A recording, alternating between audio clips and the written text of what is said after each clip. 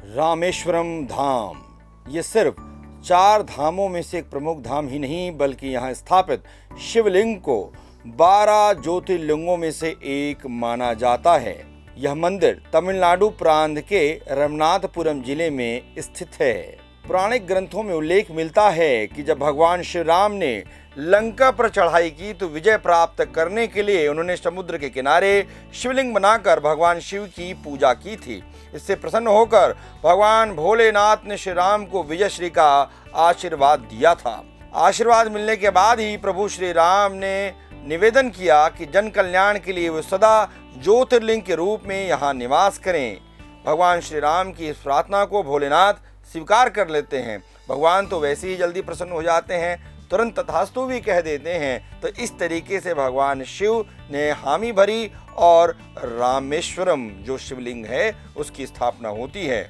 इसके अलावा ज्योतिर्लिंग के स्थापित होने की एक और कहानी है। इसके अनुसार जब भगवान श्री राम लंका पर विजय प्राप्त कर लौट रहे थे तो उन्होंने गंधमादन पर्वत पर विश्राम किया। वहां पर ऋषि मुनियों ने श्री राम को बताया कि उन पर ब्रह्म हत्या का दोष है जो शिवलिंग की पूजा करने से ही दूर हो सकता है। इसके लिए भगवान श्री राम ने हनुमान से शिवलिंग लेकर आने को कहा। हनुमान तुरंत कैलाश पहुंचते हैं, वहां उन्हें भगवान शिव नजर नहीं आते हैं। अब हनुमान भगवान शिव के लिए तप करने लगे तो उधर मुहूर्त का समय बीता जा रहा था। अंततः भगवान शिव शंकर ने हनुमान जी की पुकार को सुना और हनुमान जी ने भगवान शिव से आशीर्वाद सहित शिवलिंग प्राप्त किया। लेकिन तब तक देर हो चुकी।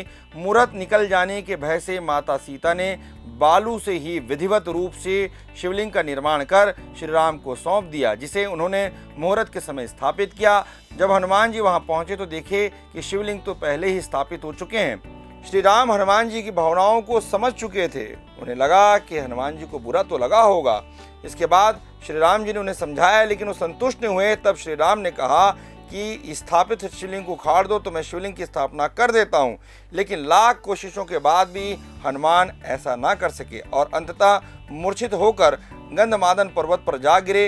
होश पर आने पर उन्हें अपनी गलती का एहसास हुआ तो श्री राम ने हनुमान जी द्वारा शिवलिंग को भी नजदीक स्थापित कर दिया और उसका नाम उन्होंने रखा हन मुदेश्वर रखा।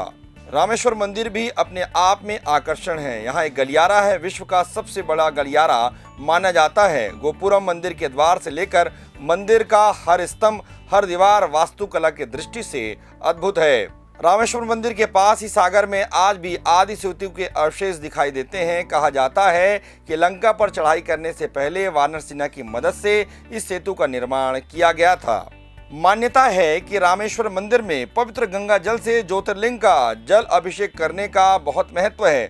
मान्यता ये भी है कि रामेश्वर में भगवान शिव की विधिवत पूजा करने से ब्रह्म हत्या जैसे दोष से भी मुक्ति मिलती है।